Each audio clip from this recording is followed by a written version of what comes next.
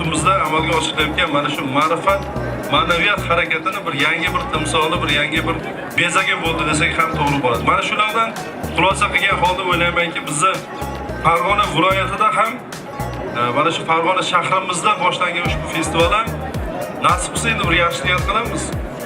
Yaxshi niyat qilamiz. Bu yilgisi bu boshlanishi birinchisi Xalqaro kitobxonlik festivali ochilish marosimida ko'rib turganimizdan xursandmiz. Viloyat hokimi Xayrullo Hayitboyev tomonidan 2025-yil Farg'ona viloyatida kitobxonlik yili e'lon qilinganligi albatta alohida e'tirof qilib o'tishimiz kerak.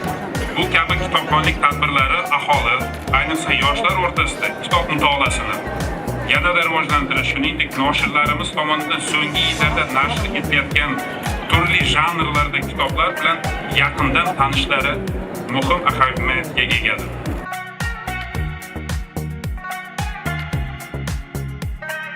Bugun bayram Farg'onada barchalarni shu maydonda ko'rib turgandan juda ham xursandman. Darhaqiqat yurtimizda kitobxonlik, kitobga bo'lgan munosabat o'zgarganini mana bugungi tadbirda o'zida ham bir guvohi bo'lib turibmiz. mana o'sha joyda joylashgan Farg'ona viloyati Ahmad Al-Farg'oniy nomidagi kutubxonamiz. Men ham qachondir mana shu yerda o'qib, Jahon tillari gimnaziyasida ushbu kutubxonadan chiqmasdim.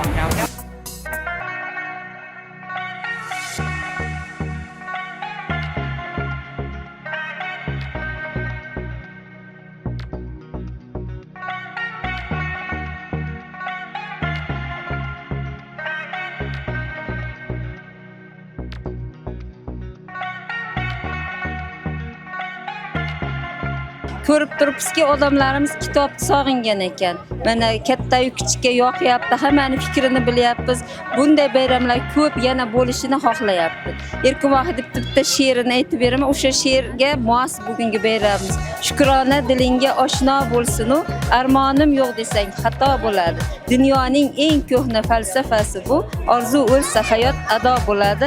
Orzumizga yetishdik, ilohim bu kunlar bardavom bo'lsin, hamma kitob o'qisin. Hop, sizga bu bo'layotgan festival yoqyaptimi? Juda ham yoqyapti. Shunday festivallar haqida sizning fikringiz qanaqa?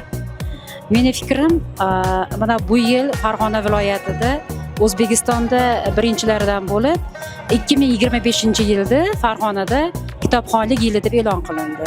Hozir har bitta tashkilotda, har bitta xonadonda kitobxonlik bo'yicha mushoiralar o'tkazilmoqda. Assalomu alaykum, ismingiz nima? Hadicha Bonu. Hop, Hadicha Bonu, siz kitob o'qishni bilasizmi? Siz shu paytgacha ko'pgina kitoblar o'qiganmisiz? Ha.